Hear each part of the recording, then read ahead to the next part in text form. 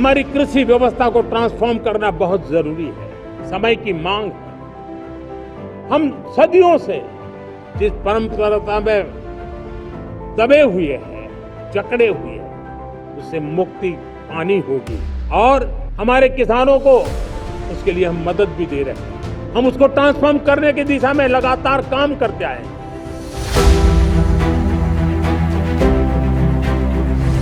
विकसित भारत का लक्ष्य, ग्रामीण अर्थव्यवस्था, उसको सशक्त बिना किए बिना हम विकसित भारत का निर्माण नहीं कर सकते। और इसलिए रूरल इकोनॉमी के हर क्षेत्र को हमने स्पर्श करने का प्रयास किया है। और हम जानते हैं रूरल इकोनॉमी में खेती किसानी का बहुत महत्व रहता है। विकसित भारत के स्टार स्तंभों में हमारा किसान एक मजबूत स्तंभ है। बीते दशक में खेती के बजट में 10 गुना वृद्धि की गई है। 10 टाइम 2014 के बाद की बात मैं बताता हूं, और ये बहुत बड़ा जंप है। आज किसान को पर्याप्त खाद मिल रही है। कोविड का महासंकट आया, सारी सप्लाई चेन डिस्टर्ब हो गई, दुनिया में अनाप शनाप दाम बढ़ गए और परिणाम ये हुआ कि क्योंकि हम यूरिया पर डिपेंडेंट, हमें बाहर से लाना पड़ता है।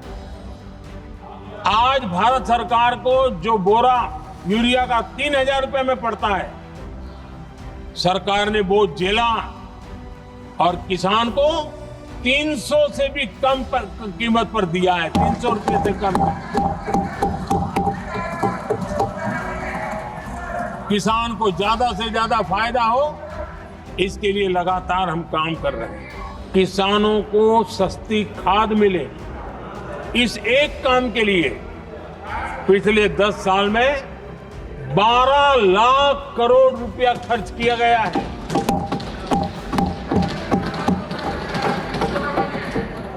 पीएम किसान सम्मान निधि, उसे करीब 3.5 लाख करोड़ रुपए डायरेक्ट किसान के खाते में पहुंचे हैं। हमने रिकॉर्ड एमएसपी भी बढ़ाया और पहले की तुलना में बीते दशक में 3 गुना अधिक हमने खरीदी की है।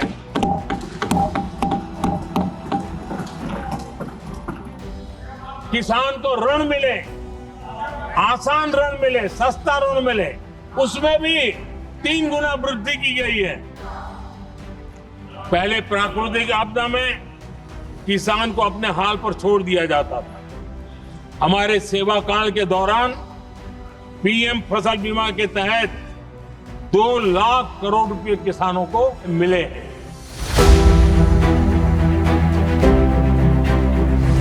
किसान के प्रोडक्ट और इंडस्ट्री की डिमांड के बीच कनेक्शन मजबूत कर रहे हैं। फसल, अनाज, फल, सब्जियां, उसकी बर्बादी कम करने के लिए केंद्र सरकार द्वारा प्रधानमंत्री किसान संपदा योजना, उसका आरंभ किया गया है। इस योजना के तहत पूरी सप्लाई और इंफ्रास्ट्रक्चर का आधुनिकीकरण किया जा रहा है। किसान की आय बढ़ाने और उसका नुकसान कम करने की दिशा में ये योजना बहुत ही महत्वपूर्ण है। इसी नुकसान को कम करने के लिए देश के फूड प्रोसेसिंग सेक्टर को मजबूत करने के लिए सरकार ने फूड प्रोसेसिंग में 100% एफडीआई को भी मंजूरी दी है।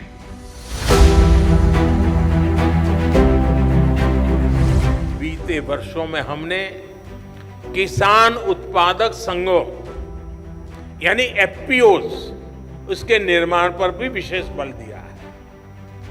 अभी देश भर में 10,000 नए एफपीओज के निर्माण पर काम चल रहा है और इसमें से करीब 5,000 बन भी चुके हैं। ये एफपीओ छोटे किसानों को बड़ी ताकत देने वाले हैं।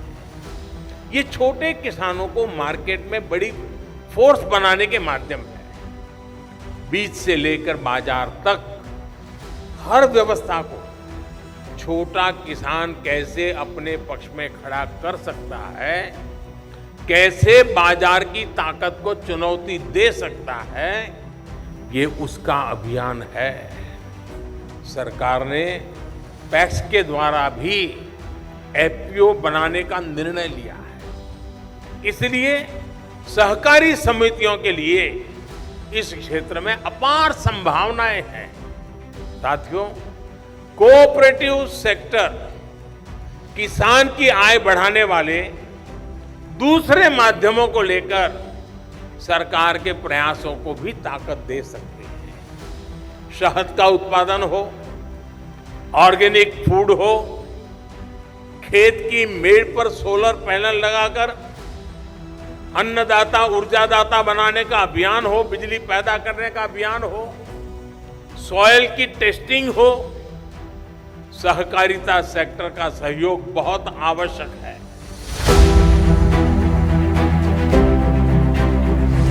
आज देश में लगभग 85% हमारे जो किसान हैं वो छोटे किसान हैं। 1 हेक्टर 1.5 हेक्टर से ज्यादा जमीन नहीं है इनके पास।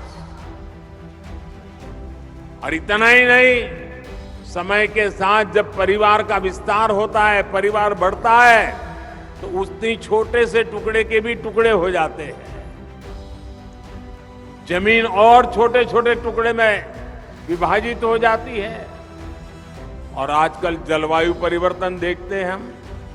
उसी प्रकार से अगर मिट्टी खराब होगी, अगर हमारी धरती माता की तबीयत ठीक नहीं रहेगी, हमारी धरती माता ही बीमार रहेगी, तो हमारी मां, उसकी उपजाऊ क्षमता भी घटेगी, पानी की सेहत खराब होगी, तो और समस्याएं होगी।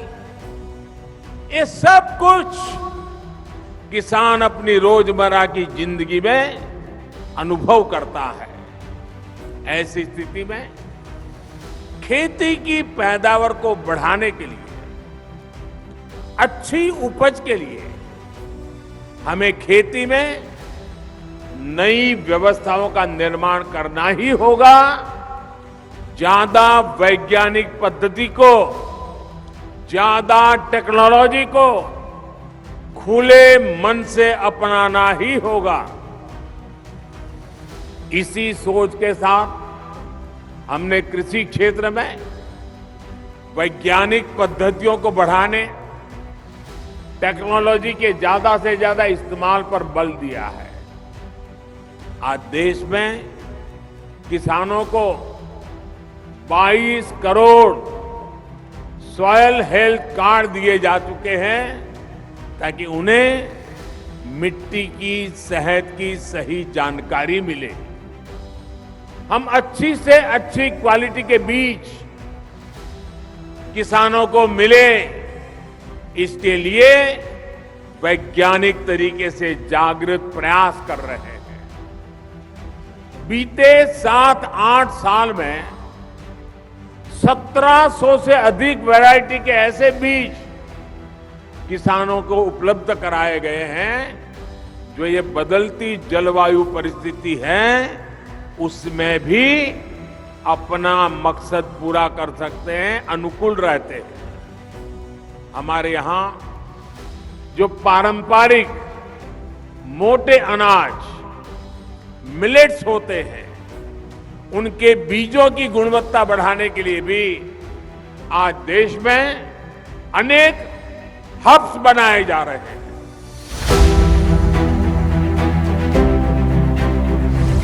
आज के समय में पानी की कमी और क्लाइमेट चेंज के साथ ही न्यूट्रिशन भी एक बड़ा चैलेंज है। इसका सॉल्यूशन भी भारत के पास है। भारत मिलेट्स का दुनिया का सबसे बड़ा प्रोड्यूसर है, जिन्हें दुनिया सुपर फूड कहती है, और उसे हमने श्री अन्न की पहचान दी है। ये मिनिमम वाटर मैक्सिमम प्रोडक्शन के सिद्धांत पर चलते हैं। भारत के अलग अलग super foods global nutrition problem को एड्रेस करने में बड़ी भूमिका निभा सकते हैं। भारत अपने सुपर फूड की इस बास्केट को दुनिया के साथ साझा करना चाहता है। साथ ही भारत की पहल पर पिछले साल पूरे विश्व ने इंटरनेशनल मिलेट ईयर मनाया है।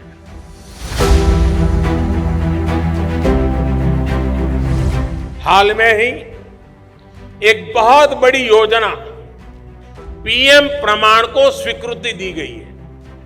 पीएम प्रणाम लक्ष्य ये कि ज्यादा से ज्यादा किसान केमिकल मुक्त खेती अपनाएं। इसके तहत वैकल्पिक खादों ऑर्गेनिक खाद के उत्पादन पर बल दिया जाएगा। इससे मिट्टी भी सुरक्षित होगी और किसानों की लागत भी कम होगी। इसमें सहकारिता से जुड़े संगठनों का योगदान बहुत अहम है। मेरा सभी सहकारी संगठनों से आग्रह है कि इस अभियान के साथ ज्यादा से ज्यादा जुड़िए। आप तय कर सकते हैं कि अपने जिले के 5 गांवों को केमिकल मुक्त खेती के लिए 100% हम करके रहेंगे। 5 गांव,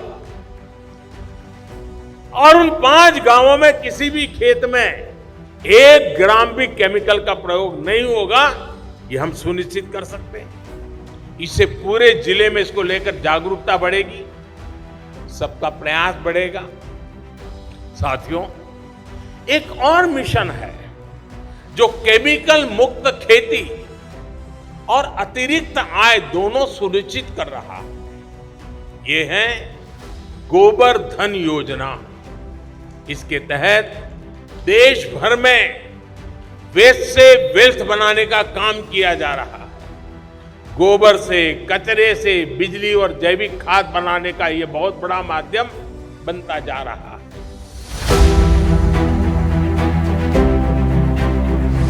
आज आसान ऋण दे रहे हैं किसानों को, टेक्नोलॉजी की मदद दे रहे हैं।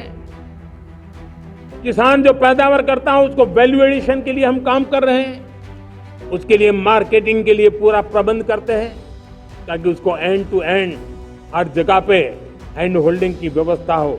उस दिशा में हम काम कर रहे हैं। आज जब धरती माता के प्रति सारा विश्व चिंतित है, जिस प्रकार से उर्वरक के कारण हमारी धरती माता की शहद दिनों दिन बिगड़ता जा रही है, हमारी धरती माता की उत्पादकता क्षमता खत्म होती चली जा रही है, कम होती चली जा रही है। और उस समय मैं मेरे देश के लाखों किसानों का आभार व्यक्त करना चाहता हूं, जिन्होंने प्राकृतिक खेती का रास्ता चुना है और हमारी धरती माता की सेवा करने का भी उन्होंने बीड़ा उठाया है। और इस बार बजट में भी हमने प्राकृतिक खेती को बल देने के लिए बहुत बड़ी योजनाओं के साथ बहुत बड़ा बजट में प्रावधान किया है। मेरे प्यारे देशवासियों, आज दुनिया की स्थिति में देखता हूं, पूरा विश्व होलिस्टिक हेल्थ केयर की तरफ मुड़ा है और तब उनको ऑर्गेनिक फूड ये उनकी प्रथम पसंद बनी है। आज विश्व के लिए ऑर्गेनिक फूड का अगर कोई फूड बास्केट बन सकता है तो मेरे देश का किसान बना सकता है, मेरा देश बन सकता है। और इसलिए हम आने वाले दिनों में उस सपने को लेकर के आगे चलना चाहते हैं ताकि ऑर्गेनिक फूड की जो विश्व की मांग है, उस ऑर्गेनिक फूड का बास्केट हमारा देश कैसे बने, किसानों का जीवन आसान बने, गांव में टॉप क्लास इंटरनेट कनेक्टिविटी मिले, किसानों को स्वास्थ्य सुविधाएं मिले, किसान के बच्चों को पढ़ने के लिए स्मार्ट स्कूल अवेलेबल हो, किसान के बच्चों को रोजगार उपलब्ध हो। छोटी छोटे खेती के टुकड़ों पर पूरा परिवार आज जीना बड़ा मुश्किल हो रहा है, तब उनके नौजवानों के लिए वो स्किल मिले ताकि उनके नए रोजगार मिले, नए आय के साधन बने। इसका एक कॉम्प्रिहेंसिव प्रयास हम कर रहे हैं।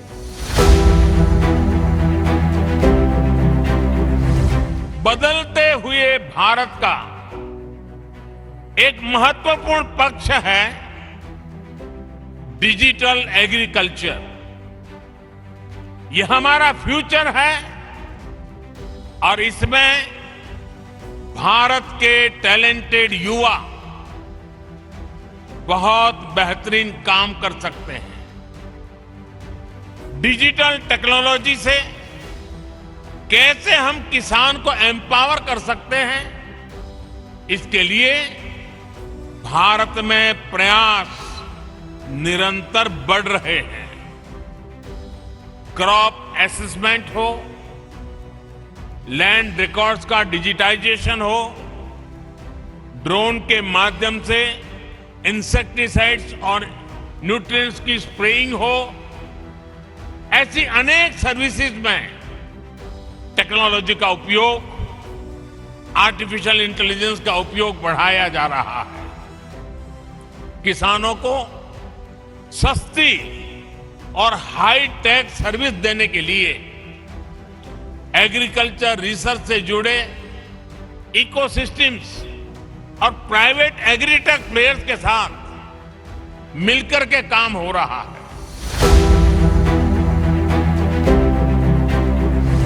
हमारे अन्न को